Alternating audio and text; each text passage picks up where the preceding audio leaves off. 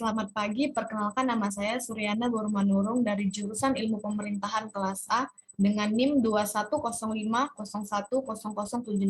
Saya akan memaparkan materi terkait sumber daya alam maritim Indonesia dan Kepulauan Riau dengan dosen pengampu Bapak Wiwin Kusuma Atmaja Putra, SPI MSI.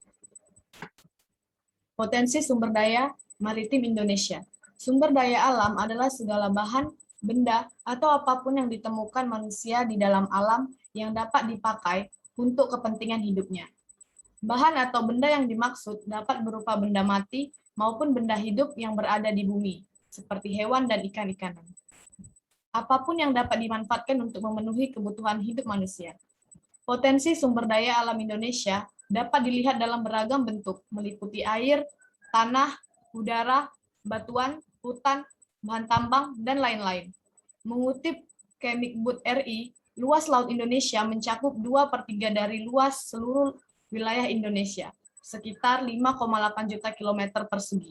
Di dalam laut, ada potensi sumber daya laut berupa ikan, bahan tambang, hutan mangrove, terumbu karang, dan lain-lain. Yang pertama ada perikanan. Laut Indonesia memiliki angka potensi lestari yang besar, yaitu 6,4 juta ton per tahun. Potensi lestari adalah potensi penangkapan ikan yang masih memungkinkan bagi ikan untuk melakukan regenerasi hingga jumlah ikan yang ditangkap tidak mengurangi populasi ikan. Berdasarkan aturan internasional, jumlah tangkapan yang diperbolehkan adalah 80% dari potensi lestari atau sekitar 5,12 juta ton per tahun. Terlihat ada perbedaan secara umum antara wilayah Indonesia bagian barat dan timur. Di Indonesia bagian barat, rata-rata kedalaman laut 75 meter. Jenis ikan yang banyak ditemukan adalah ikan pelagis kecil. Di kawasan Indonesia Timur, rata-rata kedalaman laut 4.000 meter. Jenis ikan yang ditemukan ikan pelagis besar seperti cakalang dan tuna.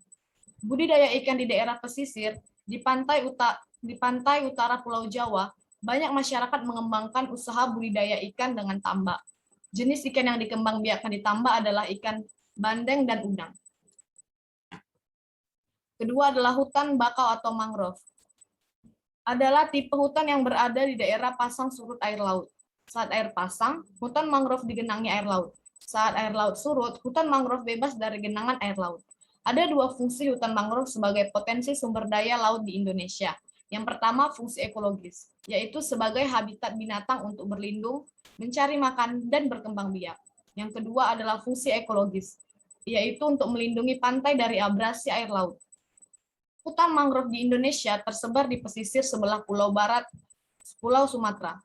Beberapa bagian di pantai utara Pulau Jawa, sepanjang pesisir Pulau Kalimantan, pesisir Pulau Sulawesi, pesisir sebelah selatan Papua, dan beberapa pulau kecil lainnya. Luas hutan mangrove di Indonesia mencapai 3 juta hektar yang tersebar di sepanjang 95.000 km pesisir Indonesia. Terumbu karang. Terumbu karang adalah yang terbentuk dari kapur yang sebagian besar dihasilkan dari koral binatang yang menghasilkan kapur untuk kerangka tubuhnya. Sebagai negara kepulauan, Indonesia merupakan negara yang memiliki terumbu karang terluas di dunia.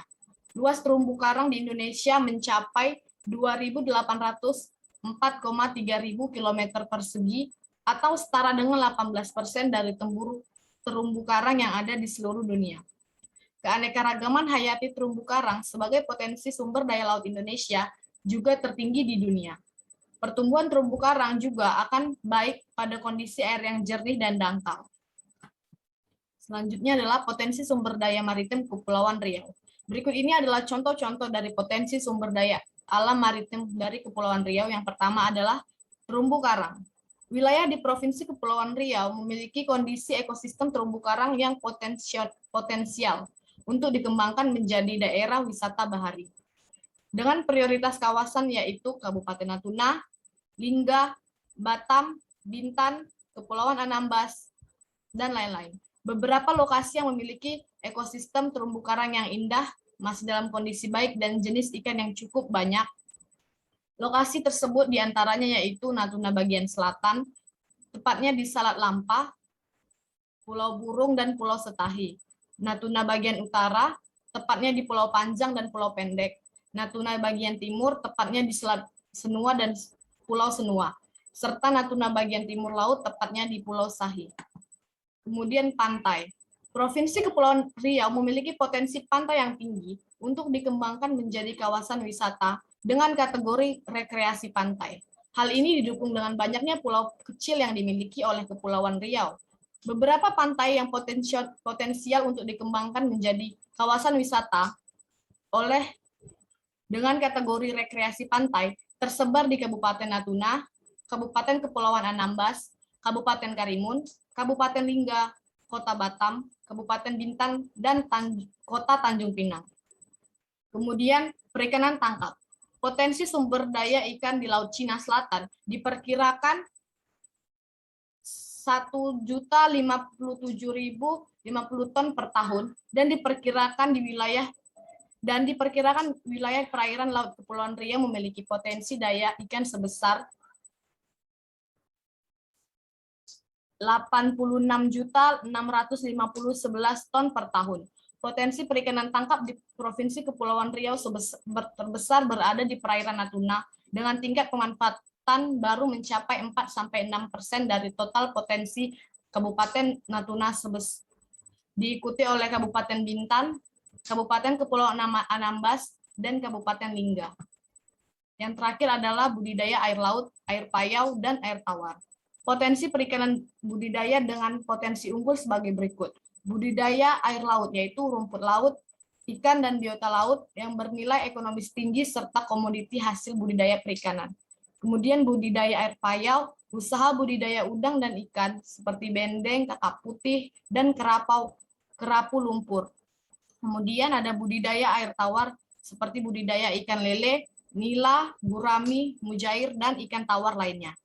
Potensi pasar yang tersedia antara lain banyak jenis ikan konsumsi dari budaya laut yang mempunyai nilai jual tinggi. Di antaranya ikan kerapu, bawal bintang, dan kakap putih yang merupakan komoditi ekspor yang banyak diminati pasar luar negeri Vietnam, Thailand, Jepang, dan Korea.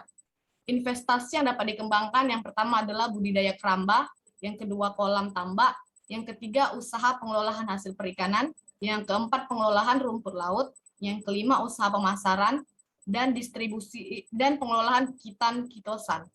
Baik, sekian hasil pemaparan materi terkait sumber daya alam maritim Indonesia dan Kepulauan Riau. Jika ada salah kata, saya mohon maaf. Terima kasih.